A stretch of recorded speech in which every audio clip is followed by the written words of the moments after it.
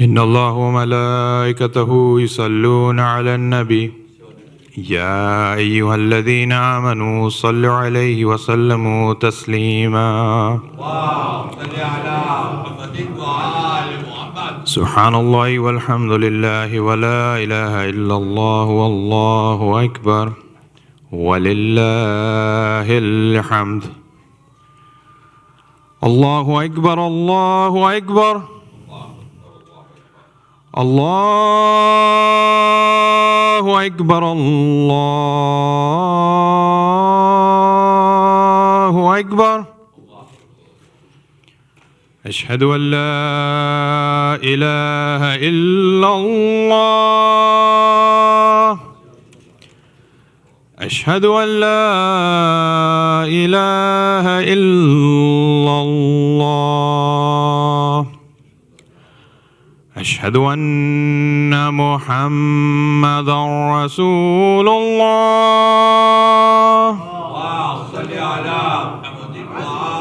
أشهد أن محمدا رسول الله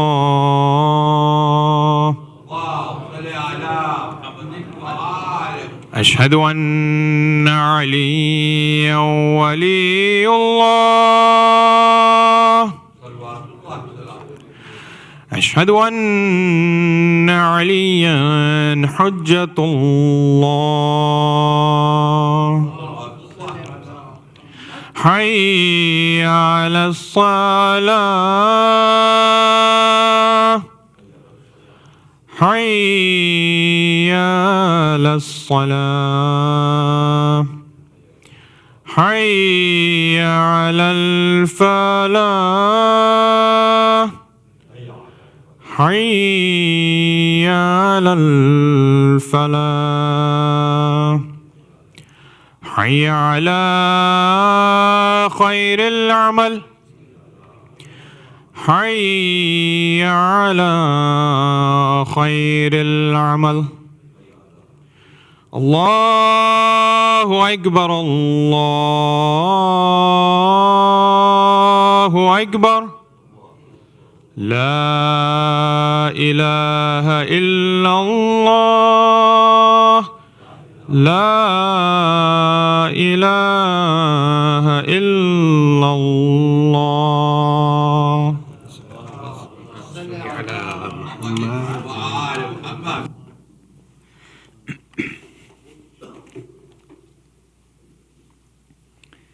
أعوذ بالله السميع العليم من الشيطان اللعين الرجيم. بسم الله الرحمن الرحيم.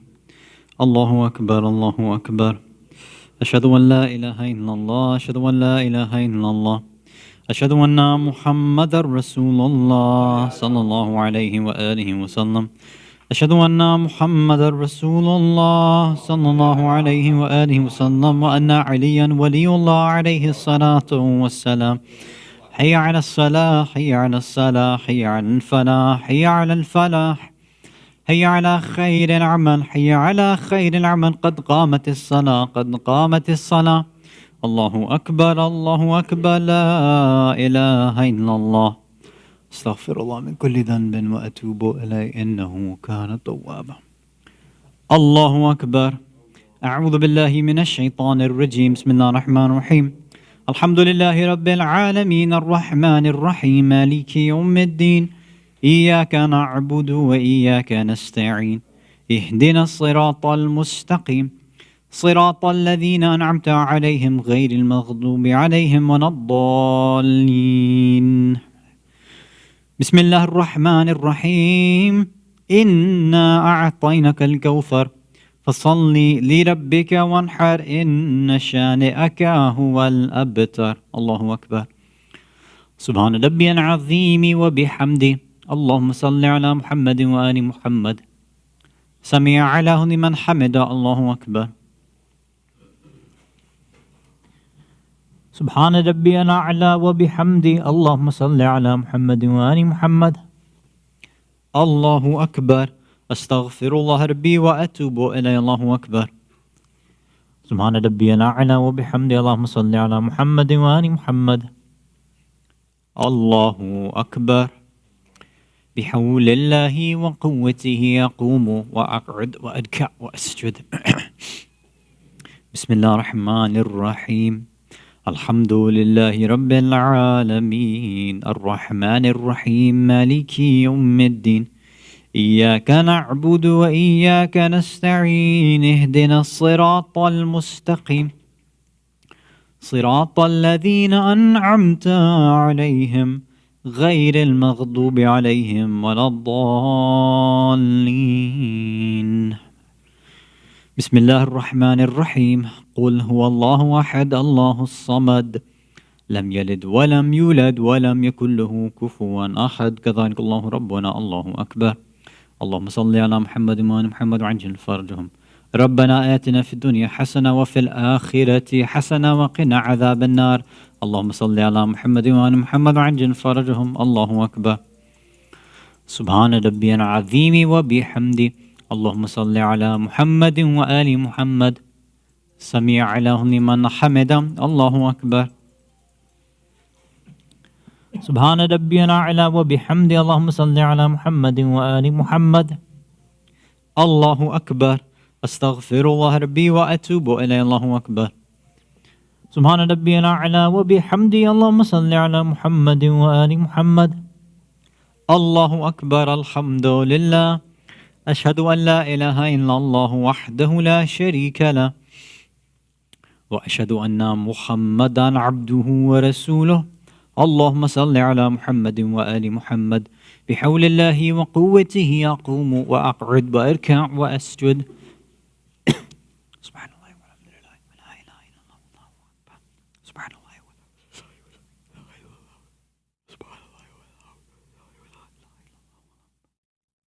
أستغفر الله من كل ذنب وأتوب إليه. الله أكبر. سبحان ربي العظيم وبحمده. اللهم صل على محمد وآل محمد وعجل فرجهم. سميع الله لمن حمده. الله أكبر. سبحان ربي الأعلى وبحمده. اللهم صل على محمد وآل محمد. الله أكبر. أستغفر الله ربي وأتوب إليه. الله أكبر. سبحان ربي الأعلى وبحمده. اللهم صل على محمد وآل محمد وعجل فرجهم واحشرنا معهم ولعن أعداءهم. الله أكبر. بسم الله وبالله والحمد لله وخير وأسماء الحسنى لله. أشهد أن لا إله إلا الله وحده لا شريك له وأشهد أن محمدا عبده ورسوله. اللهم صل على محمد وآل محمد. السلام عليك أيها النبي ورحمة الله وبركاته. السلام علينا وعلى عباد الله الصالحين. السلام عليكم ورحمة الله وبركاته. الله أكبر الله أكبر الله أكبر. لا إله إلا الله. بسم الله الرحمن الرحيم. إن الله وملائكته يصلون على النبي يا أيها الذين آمنوا صلوا عليه وسلموا تسليما. اللهم صل على محمد وآل محمد. اللهم صل على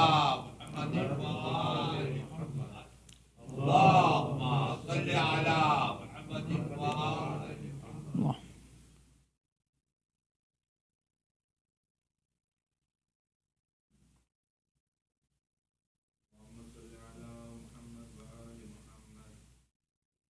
الرحمن الرحيم.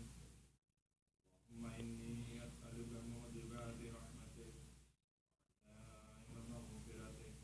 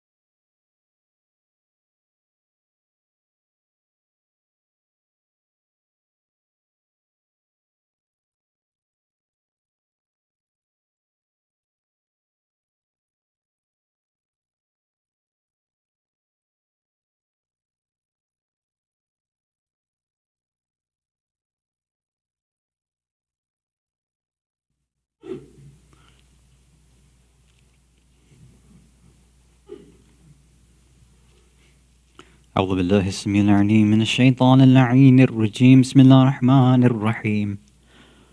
الله أكبر الله أكبر. أشهد أن لا إله إلا الله. أشهد أن لا إله إلا الله. أشهد أن محمد رسول الله صلى الله عليه وآله وسلم.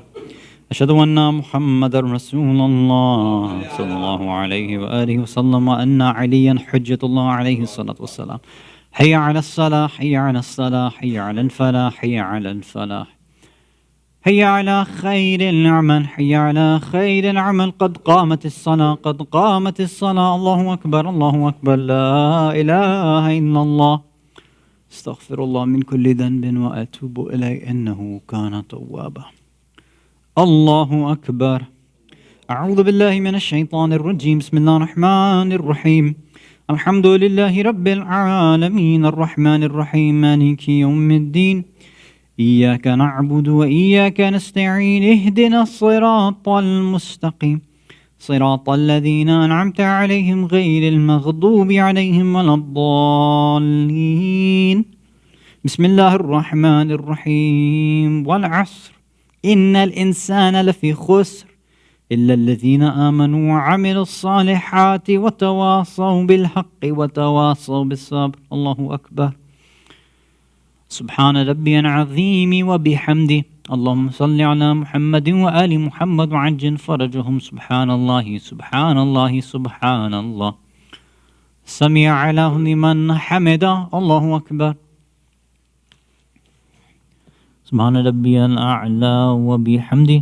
اللهم صل على محمد وآل محمد. الله أكبر. أستغفر الله ربي وأتوب إليه. الله أكبر. سبحان ربي الأعلى وبحمده. اللهم صل على محمد وآل محمد. الله أكبر. بحول الله وقوته أقوم وأقعد وأركع وأسجد. بسم الله الرحمن الرحيم. الحمد لله رب العالمين الرحمن الرحيم مالك يوم الدين. إياك نعبد وإياك نستعين.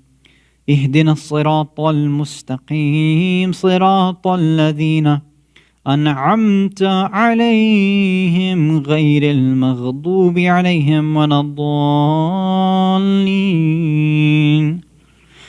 بسم الله الرحمن الرحيم. قل هو الله أحد الله الصمد لم يلد ولم يولد ولم يكن له كفوا أحد. كذلك الله ربنا. الله أكبر. اللهم صل على محمد وآل محمد وعجل فرجهم. اللهم لعن قتلة الحسين وأولاده وأصحابه. اللهم صل على محمد وآل محمد وعجل فرجهم. الله أكبر. سبحان ربي العظيم وبحمده. اللهم صل على محمد وآل محمد. سمع له لمن حمد. الله أكبر. سبحان ربي الأعلى وبحمده. اللهم صل على محمد وآل محمد. الله أكبر. أستغفر الله ربي وأتوب إليه. الله أكبر. سبحان ربي الأعلى وبحمده. اللهم صل على محمد وآل محمد. الله أكبر. الحمد لله كما هو أهله. أشهد أن لا إله إلا الله وحده لا شريك له وأشهد أن محمدا عبده ورسوله. اللهم صل على محمد وآل محمد. بحول الله وقوته أقوم وأقعد وأركع وأسجد. سبحان الله والحمد لله ولا إله إلا الله. سبحان الله والحمد لله ولا إله إلا الله. سبحان الله والحمد لله ولا إله إلا الله. الله أكبر. سبحان ربي العظيم وبحمده. اللهم صل على محمد وآل محمد. سمع له لمن حمده. الله أكبر. سبحان ربي الأعلى وبحمده. اللهم صل على محمد وآل محمد. الله أكبر. أستغفر الله ربي وأتوب إليه. الله أكبر. سبحان ربي الأعلى وبحمده. اللهم صل على محمد وآل محمد. الله أكبر. بحول الله وقوته أقوم وأقعد وأركع وأسجد. سبحان الله والحمد لله ولا إله إلا الله. سبحان الله والحمد لله ولا إله إلا الله. سبحان الله أستغفر الله من كل ذنب وأتوب إليه. الله أكبر. سبحان ربي العظيم وبحمده. اللهم صل على محمد وآل محمد وعجل فرجهم. سمع له لمن حمد. الله أكبر. سبحان ربي الأعلى وبحمده. اللهم صل على محمد وآل محمد. الله أكبر. أستغفر الله ربي وأتوب إليه. الله أكبر. سبحان الله سبحان الله سبحان الله سبحان ربي الأعلى وبحمده. اللهم صل على محمد وآل محمد وعجل فرجهم. اللهم ارزقنا الشفاعة الحسين يوم الورود وزيارة الحسين إلى يوم القيامة. الله أكبر. بسم الله وبالله والحمد لله.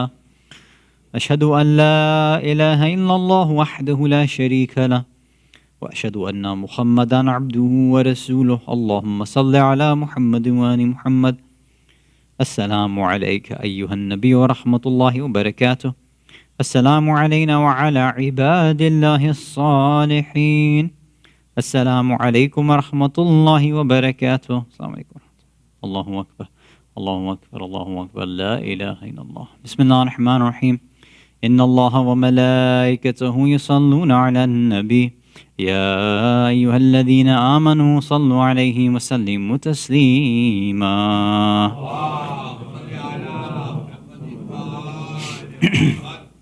اللهم صل على محمد وآل محمد. اللهم صل على محمد وآل محمد وعجل فرجهم.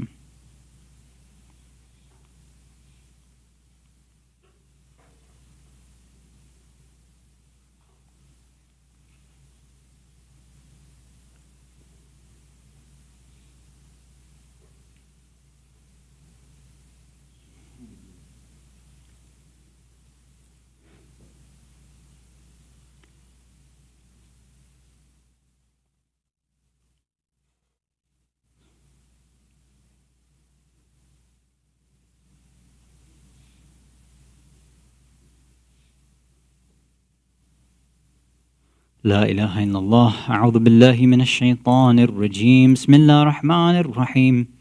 أستغفر الله الذي لا إله إلا هو الحي القيوم ذو الجلال والإكرام وأتوب إليه. أستغفر الله الذي لا إله إلا هو الحي القيوم ذو الجلال والإكرام وأتوب إليه. أستغفر الله الذي لا إله إلا هو الحي القيوم ذو الجلال والإكرام وأتوب إليه. اللهم صل على محمد.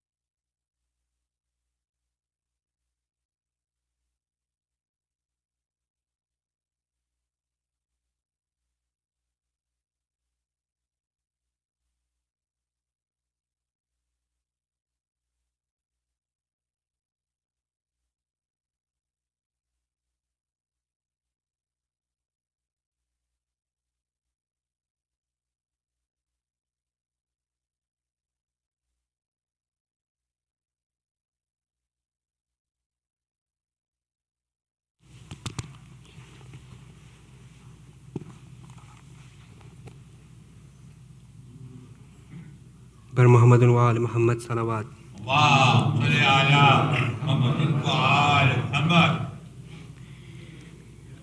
آج بھی زینب کی آتی ہے صدا بھائی حسین. آج بھی زینب کی آتی ہے صدا بھائی حسین. تیرا چہرہ تیری آنکھیں بھول کب پائی حسین. آج بھی زینب کی آتی ہے صدا بھائی حسین. چلتے ناکے سے گرایا خود کو جلتی ریت پر. چلتے ناکے سے گرایا خود کو جلتی ریت پر. گھٹنیوں کے بل میں تیری لاش تک آئی حسین. آج بھی زینب کی آتی ہے صدا بھائی حسین. بس میں گھبرائی تھی خنجر تجھ پہ چلتا دیکھ کر. بس میں گھبرائی تھی خنجر تجھ پہ چلتا دیکھ کر. پھر کسی مشکل میں گھر کر میں نہ گھبرائی حسین. آج بھی زینب کی آتی ہے صدا بھائی حسین. کون تھا جو مرنے والوں میں نہیں تھا خوبرو. کون تھا جو مرنے والوں میں نہیں تھا خوبرو. بھولنے بیٹھی تو کس کس کی نہ یاد آئی حسین. آج بھی زینب کی آتی ہے صدا بھائی حسین. بہہ رہے تھے آنکھ سے آنسو تیری رخصت کے وقت. پھر کوئی آنسو نہ ٹپکا آنکھ پتھرائی حسین. آج بھی زینب کی آتی ہے صدا بھائی حسین. ہاتھ میں کوزے لیے سب آسماں تکتے رہے. ہاتھ میں کوزے لیے سب आसमां तकते रहे। अबर ने एक बूंद पानी की न बरसाई हुसैन। आज भी ज़ैनब की आती है सदा भाई हुसैन। दूर उफ्तादा सफर से लौट कर मैंने नवेद ठंडा पानी जब पिया बस तेरी याद आई हुसैन। ठंडा पानी जब पिया बस तेरी याद आई हुसैन। आज भी ज़ैनब की आती है सदा भाई हुसैन। बर मोहम्मद व आल मोहम्मद सलावत।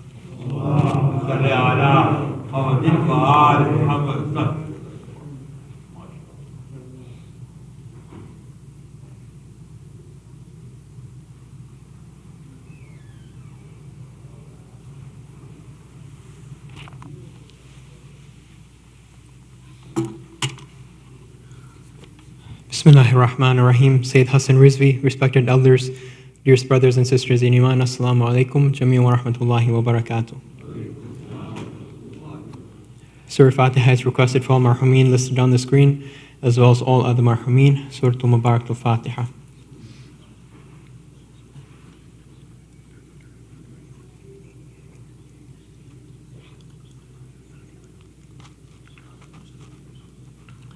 Dua Shfa Mary's is requested for all those in need here and elsewhere, as well as those listed on the screen. Let us recite together. Bismillahir Rahmanir Rahim. أَمَّن يُجِيبُ الْمُضْطَرَّ إِذَا دَعَاهُ وَيَكْشِفُ السُّوءَ أَمَّن يُجِيبُ الْمُضْطَرَّ إِذَا دَعَاهُ وَيَكْشِفُ السُّوءَ أَمَّن يُجِيبُ الْمُضْطَرَّ إِذَا دَعَاهُ وَيَكْشِفُ السُّوءَ أَمَّن يُجِيبُ الْمُضْطَرَّ إِذَا دَعَاهُ وَيَكْشِفُ السُّوءَ أَمَّن يُجِيبُ الْمُضْطَرَّ إِذَا دَعَاهُ وَيَكْشِفُ السُّوءَ. Ya Allah. Tomorrow morning, ladies' majlis will inshallah be held at 10:30 a.m. The majlis will be held here in the men's main hall.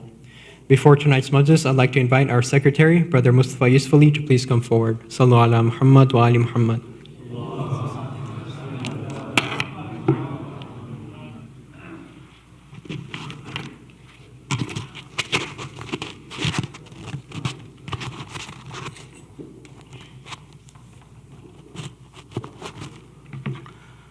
Bismillahirrahmanirrahim. Sayyid Hasan Rizvi, respected elders, brothers, sisters in Iman, Assalamu alaikum wa rahmatullahi wa barakatuh. It is with great concern and sadness that we have been receiving the news of the floods in Pakistan. The situation there is dire for our sisters and brothers who have lost everything, including lives of loved ones. Let us pray to Allah subhanahu wa ta'ala to ease their troubles. Ameen. My dear sisters and brothers, on behalf of the Managing Committee and the Board of Trustees, I would like to make an appeal to you all to come forward and assist our fellow sisters and brothers in Pakistan. Please consider making a donation for relief efforts going on in Pakistan. Many charities are actively working on the ground that you can donate to. If you do not know of any or would prefer to send your donations to HIC using the regular method, and you can send them through HIC using the regular method and mark them for Pakistan relief. We will collect and forward it to the appropriate charities working on relief efforts there on your behalf. Let us all pray for relief in Pakistan with a Surah Fatiha.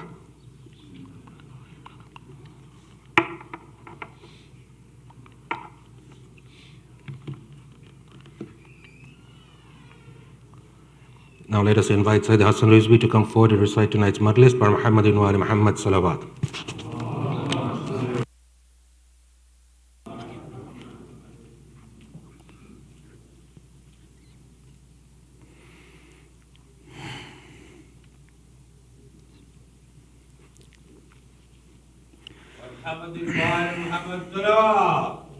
اللهم صل على محمد وآل محمد وعجل.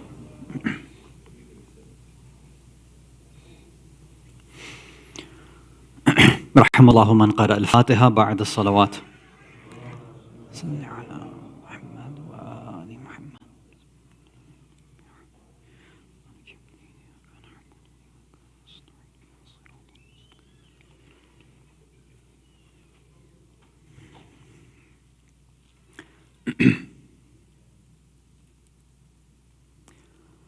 أعوذ بالله السميع العليم من الشيطان اللعين الرجيم. بسم الله الرحمن الرحيم وبه نستعين.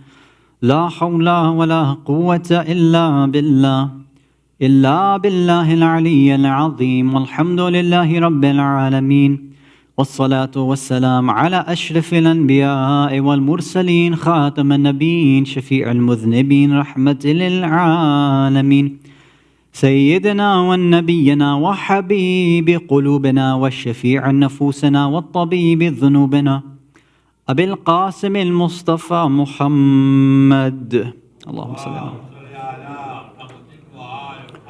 ثم الصلاة والسلام والتحية والإكرام على أهل بيته الطيبين الطاهرين المعصومين المظلومين ولعنة الله على أعدائهم أجمعين من الأولين والآخرين إلى قيام يوم الدين. أما بعد. صلوات على محمد وآل محمد.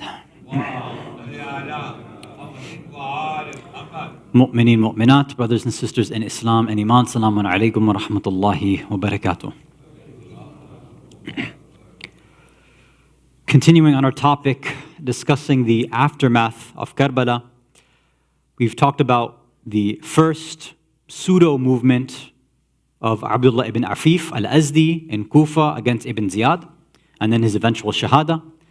And then we moved on to the first, most famous, and what ulama consider the first real uprising or harakat or movement, which was the uprising of the Tawabin, those who were extremely regretful, remorseful, sorry, and repentant for not being able to have joined Imam Hussein in Karbala, having invited him in the first place.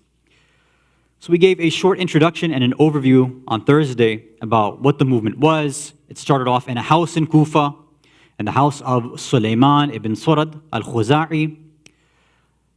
After that, they would meet weekly for about 4 or 5 years. After that, then they decided, after gathering enough support, that it was time to go and face and try to eliminate the Umayyads or die trying. They met at a place in Sham, in the northern area, north of Iraq, where Sham and Iraq meet, called Ain al-Warda. Over there, almost all of them became shaheed and were wiped out, and only a few of them remained and had returned back to Kufa. So this was just the short overview. Now we want to go back and just look at some of these details and kind of go piece by piece in some of the things that we may skip over, on the minbar because we don't get time to go through the details. But over here, the details for these movements are important, especially for our larger points that we're trying to address, which we said number one is to try to figure out where was the success. If that's what people claim, as the cliche is, Imam Hussein won, he was victorious. Okay, let us see if that was the case. Said, okay, let's look. Were there uprisings? Were there movements? Okay, we saw one case. This is the second case. But we also want to say, okay, well, Tawabin, they failed. Mukhtar failed. All these movements failed. So what were their reasons? We want to look at that too. And the way that we'll be able to figure that out is by looking at the actual details. Things that most people gloss over, they skip over. And when you see them even depicted in movies or, the Mukhtar series that most people have watched, a lot of these details are missing or quickly kind of jumped over. So I want to spend some time on those. And then, of course, perhaps the most important point is that when we start to see a lot of these little details, then I think on your own, all of us will be able to reflect and really see, does history repeat itself or not? Are we like the Ahl Kufa or not? The same way we always tend to describe ourselves sometimes. Are we the people that we would have joined Imam Hussein?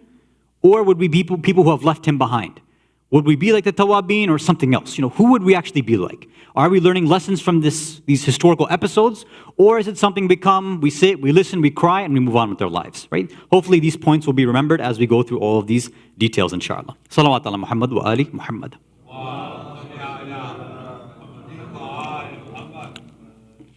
So, the first thing that we want to focus on is to go right back to the inception and the beginning.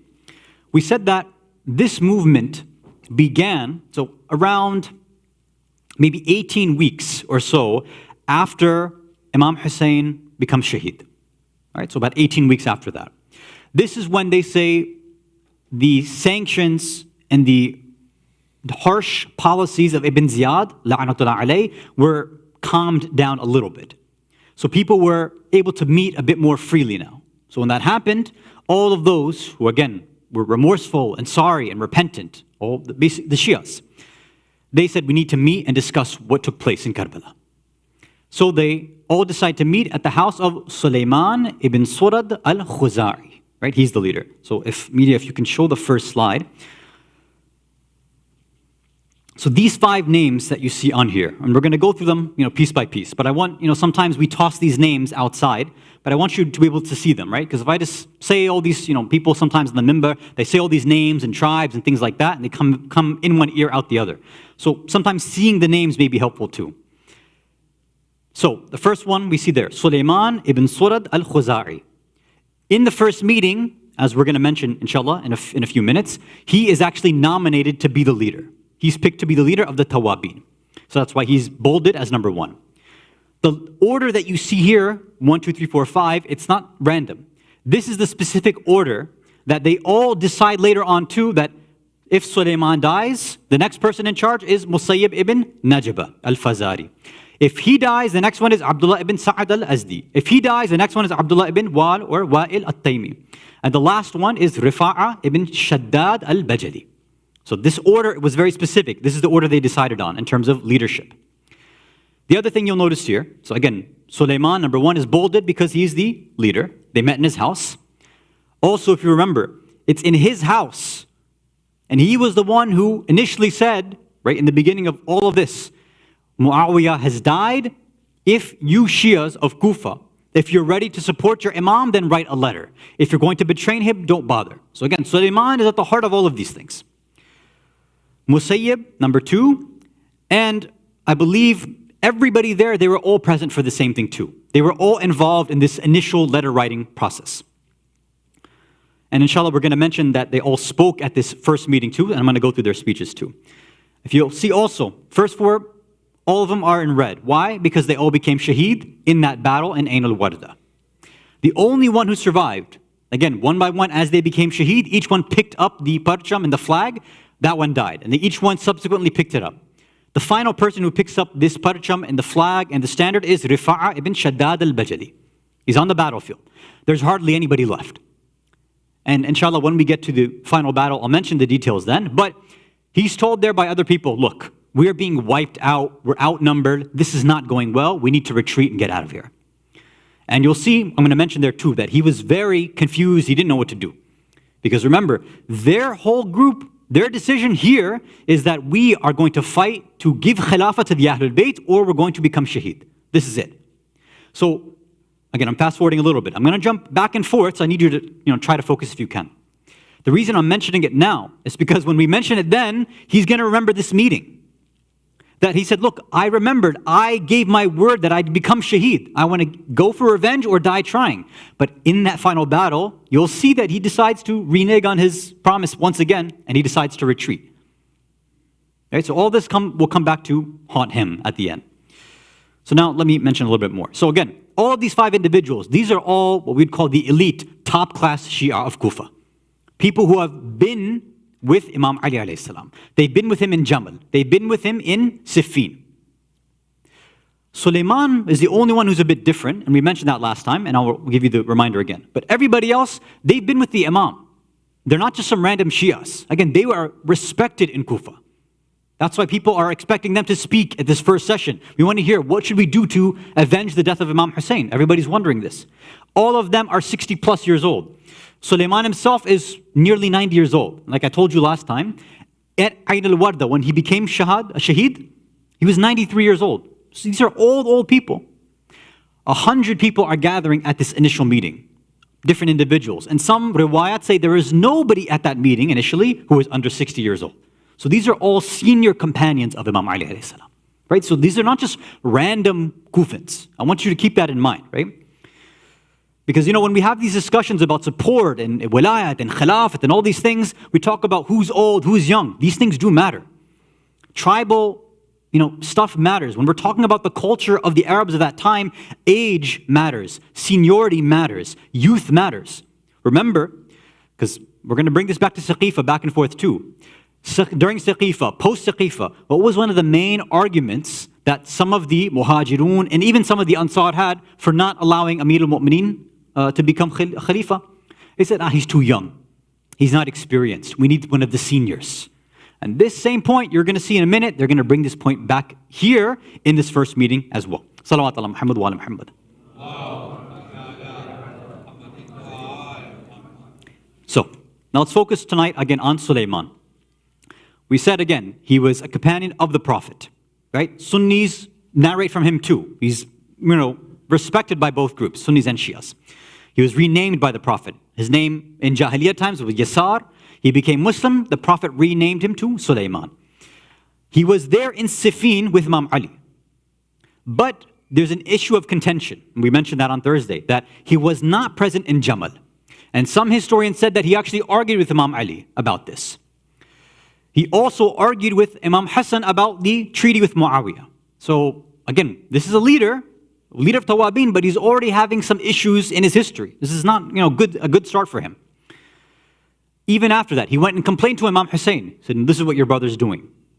And then even afterwards, Imam Hussein said, no, we wait in our houses as long as Muawiyah is alive. Okay, so this is what we discussed last time.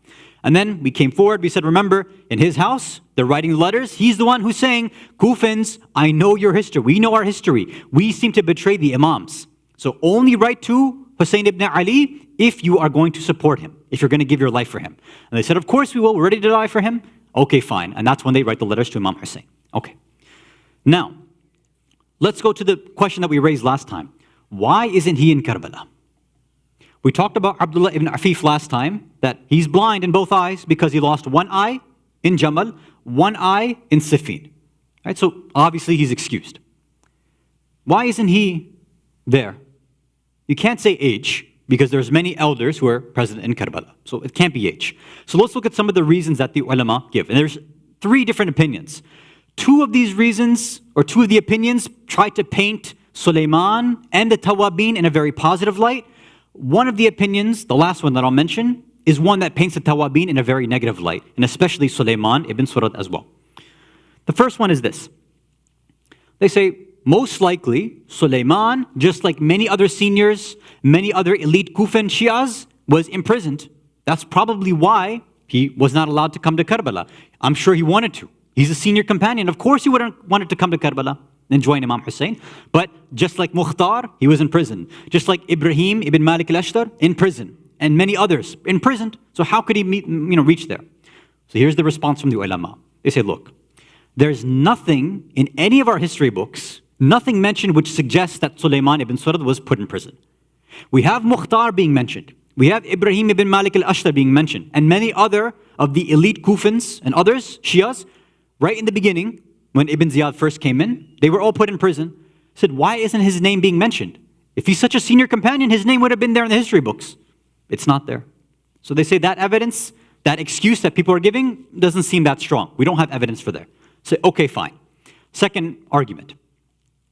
It was impossible for Sulaiman and many of these other individuals, because the same reasoning will apply to all the other 4 too, they couldn't reach. Why not?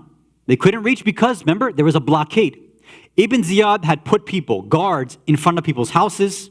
He had put them on different street corners. He put them in alleyways. He had put them outside the gates to make sure that nobody, especially the Shias, could go in and out of the city, to block them from trying to reach Imam Hussein. And we know that's the case, and that's why many could not reach Imam Hussein. So this is the argument they give. They say, okay, no problem. That's one argument. Here's the response for that too.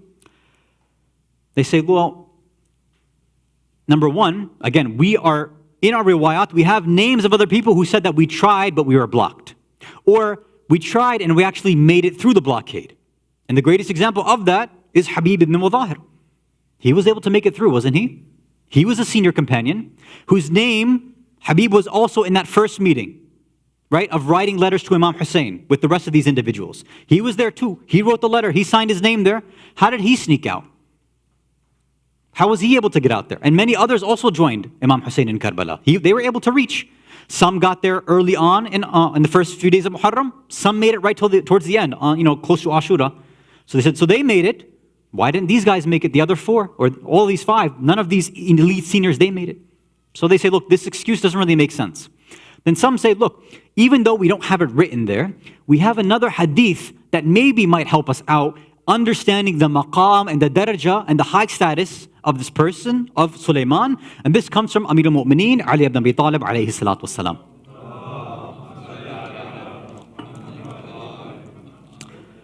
There's one report that says, in the middle of Siffin, during that battle, where Sulaiman was present, he was there.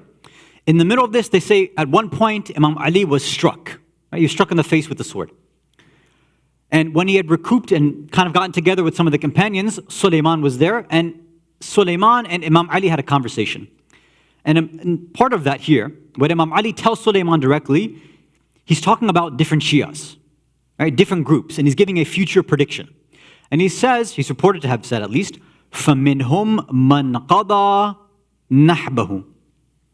He said there are going to be some people amongst some of these individuals, and he's talking about Shias most likely, that their weeping, their crying, their grieving has been qada. It's been written and predestined for them.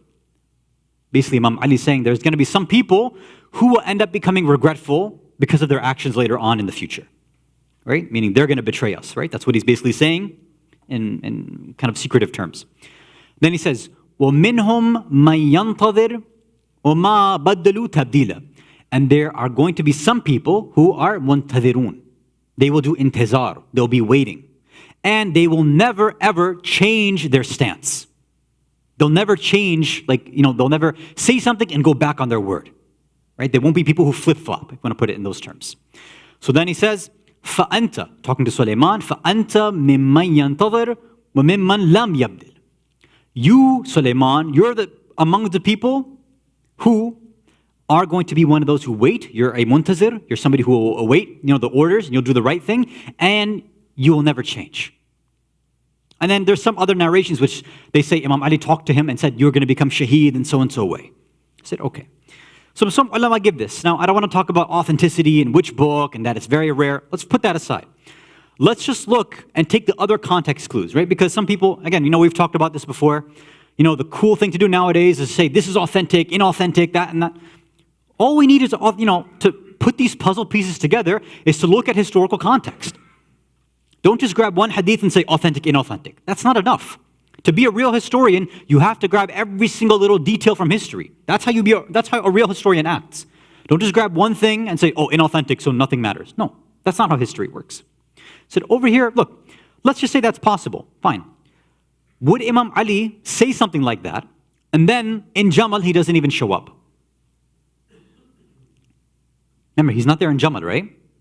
He's somebody that went against Imam Ali, right? He spoke out against him. And then again, what happens in the future with Imam Hasan? He speaks out against Imam Hasan. And then what happens? What we know for a fact is that he invited Imam Hussein, but nothing happened there too. So when we're taking all of these context clues together, we're saying, look, this hadith doesn't really seem like it's authentic. So some say there's a good chance that some of the pro-Tawwabin individuals, they made this kind of stuff up to boost up the status of the Tawwabin later on. And a lot of this stuff happens. Now, it's not just Tawwabin. The same thing is going to happen with Mukhtar's movement too. Inshallah, when we get to that, I'm going to talk about how a lot of these guys, right, to boost up their ego and their status, they start to make up random narrations. Oh, the Prophet talked about Mukhtar. Like, where's this stuff coming from? So we're going to talk about that when that time comes, inshallah. So given this, we say, look, this hadith seems very, very tough to believe. Given everything we know about him before, right, in Jamal, we know his history. It's not looking good. With Imam Hasan, it's not looking good. With Imam Hussein, it's obviously not looking good. How can Imam Ali speak about somebody like this who doesn't really have a good future? Right? Even his past wasn't that great. And now we come to the strongest argument, I believe, in my humble opinion, which most ulama will go with. And they say, look, this argument is pointing Sulaiman in a negative light. And they say, look, Sulaiman himself has already described the Ahl Kufa as being lazy individuals. People who do khiyanat and they betray people. It's his own words. He's from Kufa too, isn't he? He said, look, he understood based on the regret, based on the whole movement of the Tawabin, his own words in this first meeting, which we're going to go through. He himself is saying, we missed the caravan. We didn't support Imam Hussein. He's saying this himself. So how can this person be somebody of a great status when he himself, in this meeting and in the future, is saying somebody that I missed out, I betrayed my Imam?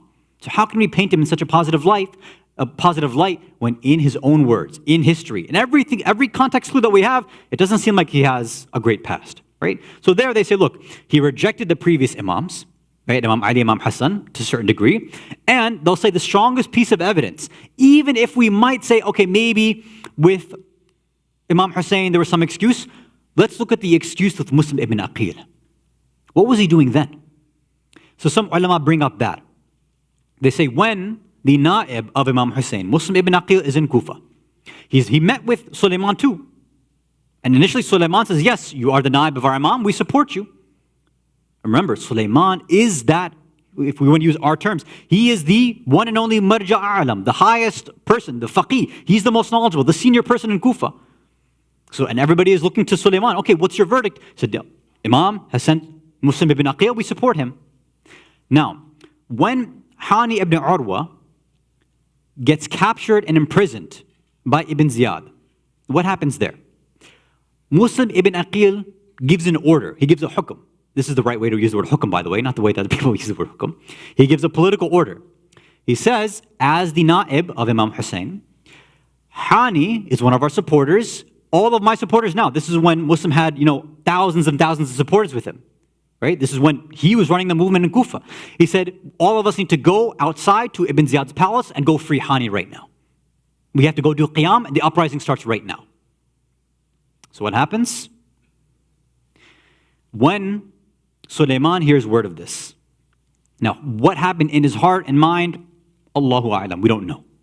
All we know is what some historians report, is that when Muslim ibn Aqil says, Sulaiman, you are the faqih here, you are the elder, I'm giving an order, can you please tell everybody else to follow this? He says, no, I'm going to wait for Imam Hussein to give an order. He's my Imam, not you. He's like, look, you are a faqih, and so am I. I'm waiting for my dalil, I'm going to wait for my proof. What you say, your hukum is your hukum, my hukum is my hukum. I can pass what I want to. You give your fatwa, I'll give my fatwa. I'm going to tell my people, no, I'm going to send word and wait to hear what Imam Hussein says to do about this.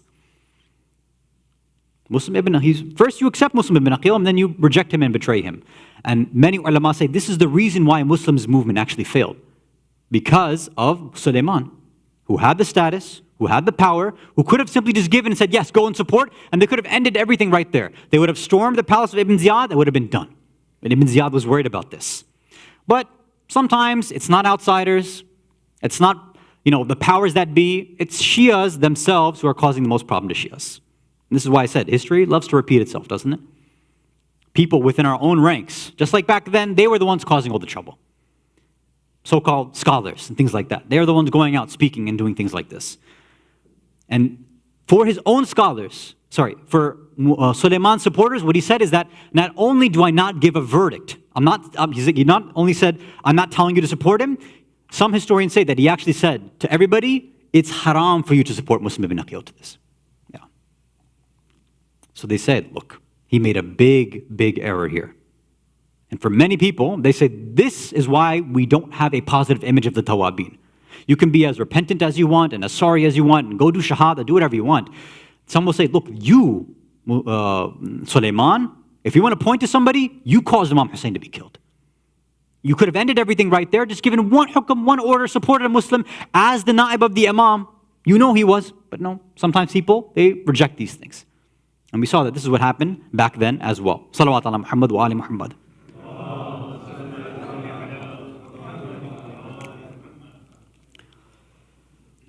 So, I want to fast forward a little bit now. So again, we were talking about, I want to give you this background, right? Because I want you to understand who this character is. Because he's portrayed in many different ways. But this is the history that we have in front of us. This is what he did. This is how he betrayed other people. And again, now we're coming to this first initial meeting. Again, at his house, 18 weeks after Karbala. They're sitting in his house. They're all crying and repenting. When they're there, they're wondering, what do we do? So that number 2 that was on the list, Musayyib ibn Najaba al-Fazari, right? Who was also somebody present who wrote a letter to the Imam, right? He signed too. He's also there crying. And he's the first one, they say, in that initial meeting of the Tawabin, he's the first one to actually get up and speak. So we're running out of time. I'm going to skip the Arabic. I'm just going to quickly run through just the English translation. So Musayyib addresses the whole crowd. He says, now we have been afflicted by the length of our lives and by exposure to all types of bala and trials. We ask our Rabb that He does not make us one of those that one day Allah will say to us, and He quotes an ayah of Quran, I think Surah Fatir, ayah 34, that did we not give you long life so that whoever would be reprimanded and admonished might be admonished then? Whoever we gave a reminder to, they might be, they might remember what they're doing. And then the warner came to you. And then he quotes a hadith from Amir al-Mu'mineen Ali ibn Abi Talib alayhi salatu wasalam.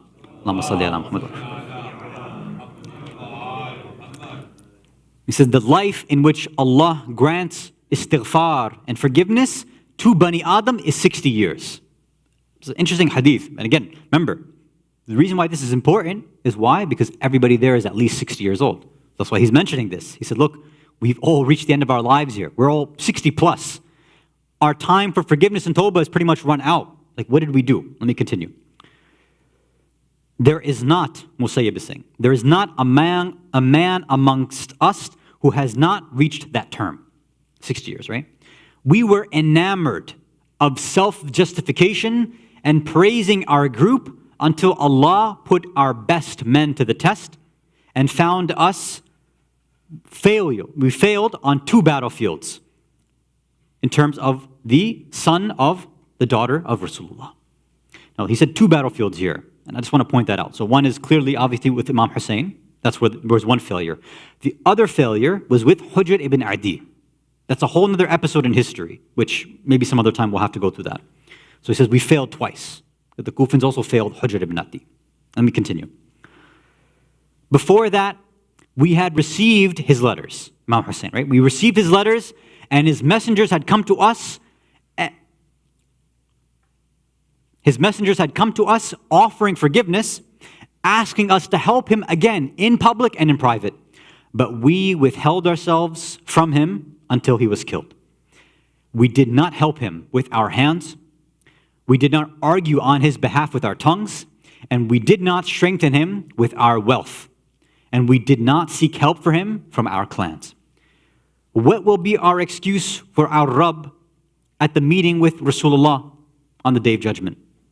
What will we say to his descendants, Rasulullah's descendants, on the Day of Judgment? His loved ones, his his Ahlul Bayt. What will we say to them?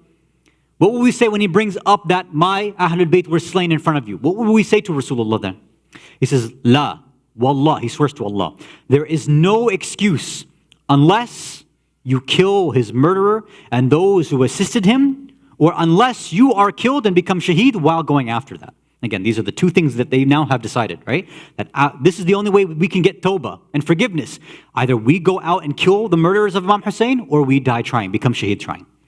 Perhaps, he says, our Rabb will be satisfied and razi with that. For I have no protection, I have no security from Allah's azab and punishment after meeting Allah. This is what I have to say, and I ask Allah's forgiveness for me and for all of you. So this is Musayyib's initial speech. After this, if you remember that list, the 5th person, Rifa'a ibn Shaddad. I'm going to skip a lot of other people, they gave speeches too. Pretty much everybody that was present, they all spoke. They said pretty much the same things. I want to quote just one part of that number 5 on the list, Rifa'a ibn Shaddad. Right, so first he says, Musayyib, everything you said we agree with. What you said, you speak the truth. So he goes there. He says that you have praised Allah, you have called us to do jihad against these fasiqeen. He said, we agreed. We have to repent for our Marsiya, our guna that we did. He said, I agree there. He said, but we need to appoint somebody amongst us to lead us. Right? We need somebody to lead us. We need somebody to raise that parcham, that flag, that alam, so that we can follow them. He says, Salawat ala Muhammad wa ala Muhammad.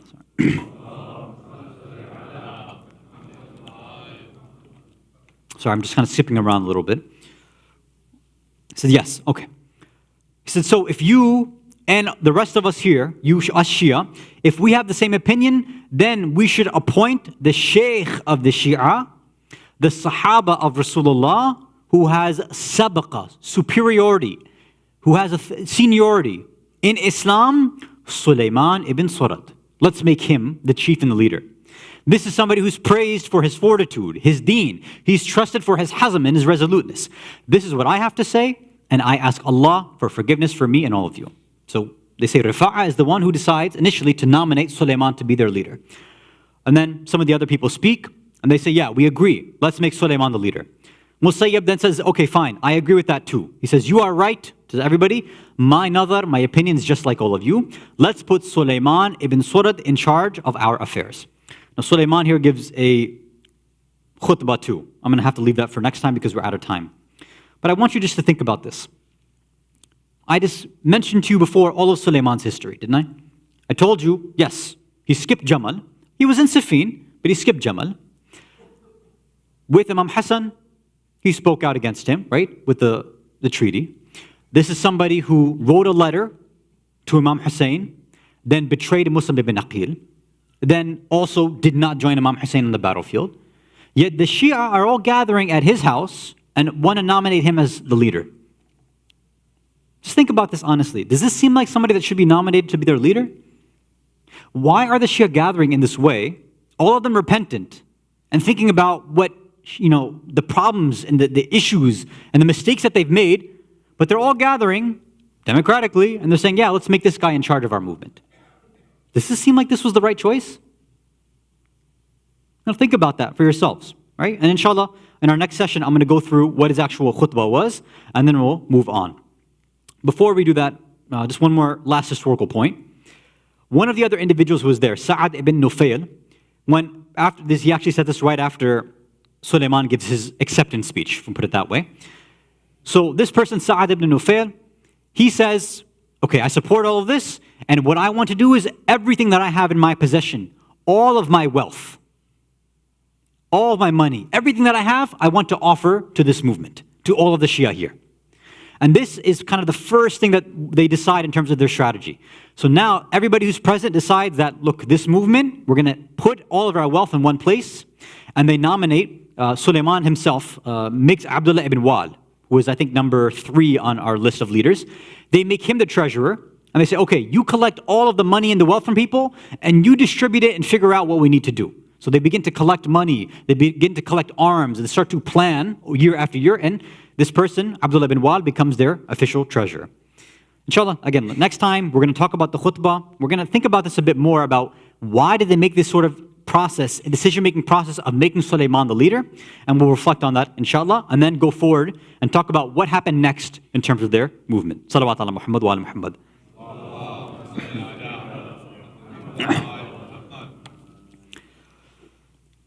Many of these individuals, we say senior companions, they were with the Prophet, with the Imam. Somebody like Habib, he has the benefit because he's a real Shia, a real Sahaba, he is able to join Imam Hussein. And many others also, because of their sincerity, their khulus, what they had in their heart, they were able to become shaheed with Imam Hussein. But many others also, seniors, some are with Rasulullah, with all of the other Imams, some only with Imam Ali, some of them in Jamal, in Siffin, in Nahrawan, many of them fighting alongside the Imam. But some would argue these were the easy times. Those battles were very easy. Karbala was the difficult time. Karbala was the real test for the Shias of that time. And you see how many Shias failed that test. They themselves called, they called the Imam. And in their own words, they said, look, we know that we betray our Imams, but maybe this time we'll get it right. But unfortunately, history told us a different story. One of the other famous senior companions of Rasulullah, whose name was Sahal ibn Sa'ad, he was once traveling and wanted to go do ziyarat and visit Baytul Muqaddas, right, in Jerusalem. And he was traveling from the south. So on his way towards Baytul Muqaddas to Jerusalem, he decided along his route to stop by and pass Sham. So they say, and he narrates this himself, he was passing by, he reached Sham. And he says that when I got to Sham, he said, I went inside and I saw that the whole place was decorated. There were beautiful pieces of fabric everywhere. There were decorations. There were people in the streets singing. Women were outside in the streets singing. There was music. People were beating drums. People were, happy and excited. He said, what is going on here? He said, is this some Eid that the people of Sham have that I don't know about? What's happening here? He was confused. So he found a group of Muslims sitting down, having a conversation. So he stopped them. He said, excuse me. I'm a traveler. He's like, I'm wondering, do you people of Sham, is it an Eid for you? Is it a festival? Is it a Jashan? Are you having some party? What's going on over here? Why are people, why is there so many decorations? Why is everybody so happy? What's happening? And the people respond to him. They say, oh, you must be a kafir, you must be a non-Muslim, or a gharib, you don't understand our ways. And he said, do you know who I am? I am Sahal ibn Sa'ad. I am somebody that was with Rasulullah. I narrate hadith from Rasulullah. What do you mean? Of course I'm a Muslim. I'm one of the original ashab. And they replied to him. They said, oh, you're a sahaba, huh? He said, haven't you wondered then, Ya Shaykh, haven't you wondered why the skies are not pouring down blood? Why isn't it raining blood right now? He said, I don't understand. What are you talking about? He said, aren't you wondering and confused why you don't see darkness in the sky everywhere? He said, I don't understand. What are you saying these things for? He said, do you know why they're having these parades in the street right now? It's because right now they are parading the head of Hussein ibn Rasulullah through the streets. This is why they're celebrating. They have taken this head of Hussein as a trophy. He heard this and his heart became broken. He said, the head of Hussein ibn Ali, the head of Hussein ibn Muhammad, the head of the son of Rasulullah is being paraded in the streets. And the minute he heard this, he said, where is his head? Which gate are they coming from? They said, go to Bab Sa'at. It's over there. He ran in that direction. And when he saw that the festival there, the chanting there, the singing there, the drums being beaten there was even louder. There was more decorations in the streets. He saw this strange thing. He said, when I looked, he narrates this himself. He said, I looked out. He said, I saw a man holding a spear, but the pointy part, the top of that spear was taken off, and on top of the spear there was a head over there. He said, I looked at that head. He said, this looks like the Shabi of Rasulullah. He said, I'm looking at a face that looks like that face of Rasulullah. He said, this is Hussein ibn Ali, this is Hussein ibn Zahra, this is Hussein ibn Rasulullah. And he begins crying, says, what is going on amongst the Muslimin? And then he sees that the people of Sham are spitting on the women. He said that they're pouring boiling water on the people over there. And he's shocked. He said, what am I looking at? What's going on over here? He sees women and he sees young girls over there. So he comes to one of the young girls. He says, oh girl, who are you? What is going on over here? She says, Ana Sakina bint al-Husayn. I am Sakina, the daughter of Hussein. He says, is there something I can do for you? Is there anything I can do for you? Do you know, I was with your nana, I was with your grandfather Rasulullah. I know who he is. Let me do a favor for you. Let me do some fazilat for you. Let me do something for you. What can I do for you? He says, Ya Shaykh, you see this head that's in front of us and all these heads? These are the heads of my father, of our uncles, of our cousins, of our brothers. We've been looking at these heads all the way from Karbala to Kufa, from Kufa up until right now. He says, do you see us right right now, all of us are nangisar, we're behijab. We've never been seen like this between anybody. They're looking at us like we are prisoners, like we are nobody. We've never been seen like this. We are the haram of Rasulullah. Please go and tell these soldiers to take these heads and keep it away from us. Maybe these individuals in Sham will look at the heads instead of looking us in the way that they're staring at our faces. So they say that Sahl ibn Sa'ad, he goes to the soldier that was holding, one of the soldiers that was holding the head of Hussein. He says, please, he says, what if I give you 400 dinar? Will you move forward? Will you go ahead? He says, 400 dinar? Fine. Give me the money. He takes the money and he says he begins to walk a little bit forward. Another narration says that no, when Shimr saw what was happening, he says, no. Take the heads and don't go in front of the women. Now I want you to bring the heads in the middle of the women here. Kulthum narrates, says, Shimr, you've been disrespecting us all the way that we've been coming here. Please move these heads away from us. We can't bear seeing them like that. Don't you know that we've never been seen like this anywhere? He says, no, I will make sure that you are humiliated every single place you go. As they're passing through Bazar-e-Sham, they said somebody was calling out, Ya Ahl-e-Sham, Ya Ahl-e-Sham. Look at this. This is the Ahlul Bayt. They are our prisoners. They fought your Amir al-Mu'mineen, Yazid ibn Muawiyah. These are mal'oon people. He said, look at this. These are the children of Rasulullah. They have been taken prisoner by us. Your Amir has become successful. And they said then, when they got to the gate initially, they were made to wait outside of the gate of the palace of Yazid for 9 hours in the sun. And they said that they took the head off the spear. They took Imam's head off the spear and they hung it off of the door initially there. And they said to all the women, you need to stare at this head and you cannot move from this position. Kulthum narrates, she said that whenever we would look at the head of our beloved Hussein, we would begin to cry. Every time we would begin to cry, they would come and whip us in every single direction. We wouldn't be able to perform the azaa of our Hussein because we'd be beaten every time this would happen to us. And she said, she called out, Wa Jadda, Ya Rasulullah, ay Nana Jan, look at us right now. We are looking at the head of your Habib Hussein. Every time you wanted to shed a tear for your Hussein, we are being beaten and they're hitting us. ألا لعنة الله على قوم الظالمين وسيعلم الذين ظلموا أي منقلب ينقلبون إنا لله وإنا إليه راجعون رضا بقضائه وتسليما لأمره صلوات على محمد وآل محمد. يا حسين.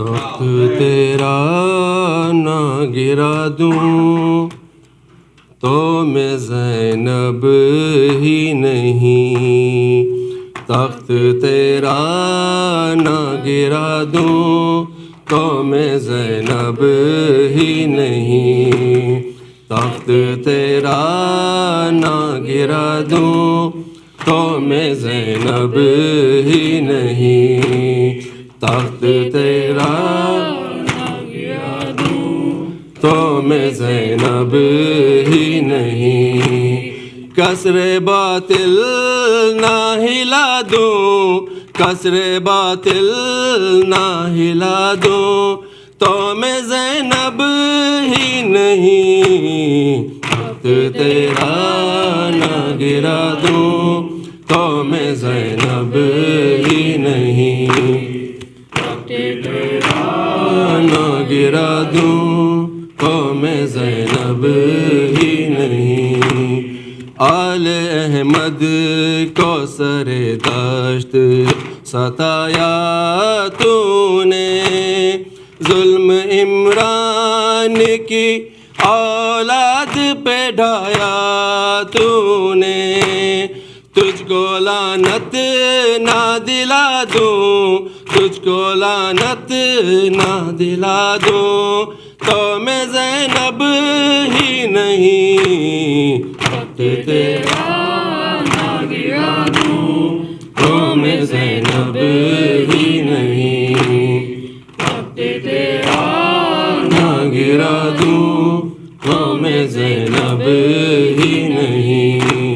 باغ شبیر نہیں تو ہے بتانے کے لیے، شام میں آئی ہوں میں تجھ کو مٹانے کے لیے، تجھ کو عبرت نہ بنا دوں، تجھ کو عبرت نہ بنا دوں، تو میں زینب ہی نہیں، تخت تیرا نہ گرا دوں، تو میں زینب ہی نہیں، تخت تیرا نہ گرا دوں، تو میں زینب ہی نہیں۔ سر میرا بھائی کانے سے پہ چرانے والے، ہم پہ الزام بغاوت کا لگانے والے،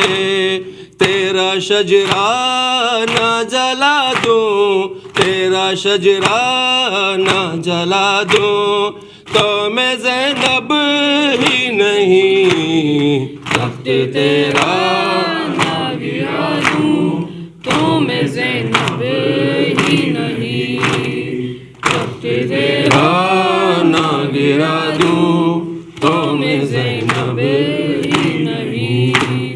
کون کہتا ہے کہ میں بن کے اسیر آئی ہوں، باندھ کر فوج تیری شام میں لائی ہوں، ہوش تیرے نہ اڑا دوں، ہوش تیرے نہ اڑا دوں، تو میں زینب ہی نہیں، تخت تیرا نہ گرا دوں، تو میں زینب ہی نہیں، تخت تیرا نہ گرا دوں، تو میں زینب ہی نہیں۔ میرا مظلوم کا دارین میں ہوگا ماتم، میں تیرے شہر میں کرواؤں گی برپا ماتم، سانس لینا نہ بلا دوں، سانس لینا نہ بلا دوں، تو میں زینب ہی نہیں، تخت تیرا نہ گرا دوں، تو میں زینب ہی نہیں، تخت تیرا نہ گرا دوں، تو میں زینب ہی نہیں۔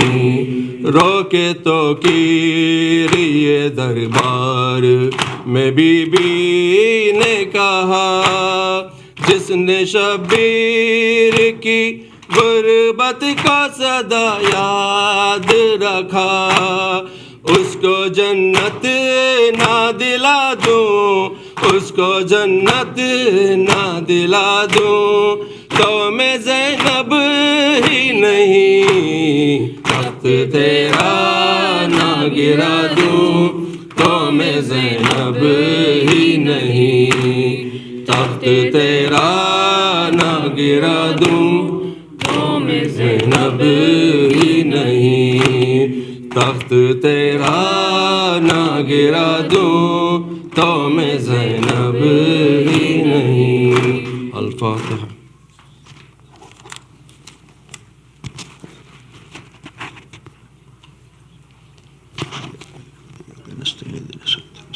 صراط الذين أنعمت عليهم غير المغضوب عليهم ولا الضالين۔